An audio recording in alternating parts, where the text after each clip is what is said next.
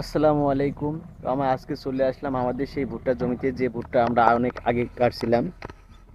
তো এই ভিডিও আপনারা অবশ্যই দেখছেন।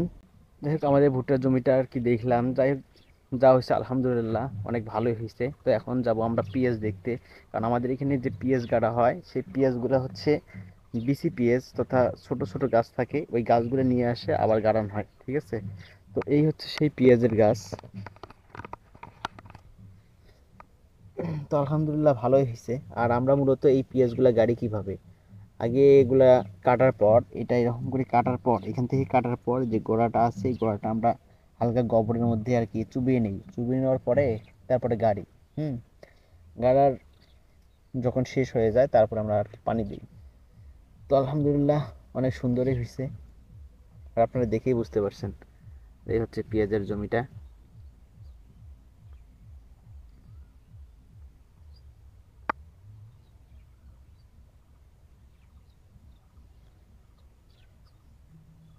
সময় আমাদের এখানে একটা ফুল ফোটে, যেটা আমরা ভাটিয়ার ফুল নামে বলে থাকি, আর আমাদের এখানে ভাটিয়ার ফুল নামেই পরিচিতি।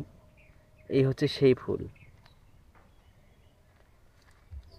ও, আপনাদের যে কথাটা বলতে ভুলে গেছি, যে আমার সঙ্গে কে থাকে, সেটা তো আর কে থাকে আপনারা তো ভালো করেই জানেন, সেটা আবির। এই জমি দেখতে আসে আমার একটা কথা মনে পড়ে গেল।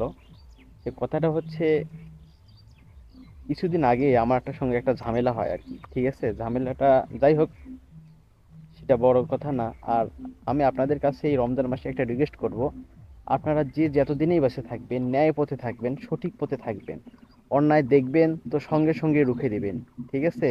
আর আপনি যদি ন্যায় পথে থাকেন, আপনাকে কেউ রুখে দিতে পারবে না, ঠিক আছে। কিন্তু ন্যায় পথে থাকলে হ্যাঁ, অনেক ঝামেলা আপনাকে পোহাতে হবে, অনেক বিপদ আসবেই।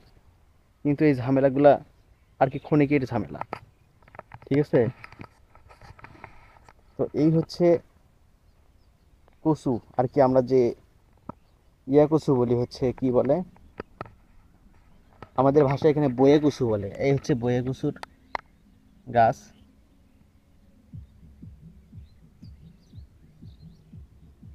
যাই হোক, কচুর গাছগুলো এখন আর কি ভালোভাবে হয়নি।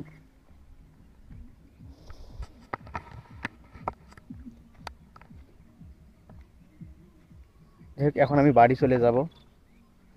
তো আপনাদের যদি ভিডিওটা ভালো লাগে, অবশ্যই আমার চ্যানেলটা সাবস্ক্রাইব করবেন, লাইক কমেন্ট শেয়ার করবেন, আর আমার ফেসবুক পেজটি ফলো দিবেন। তো আল্লাহ হাফেজ, আসসালামু আলাইকুম রহমতুল্লাহি ওয়া বারাকাতুহু। Bye bye.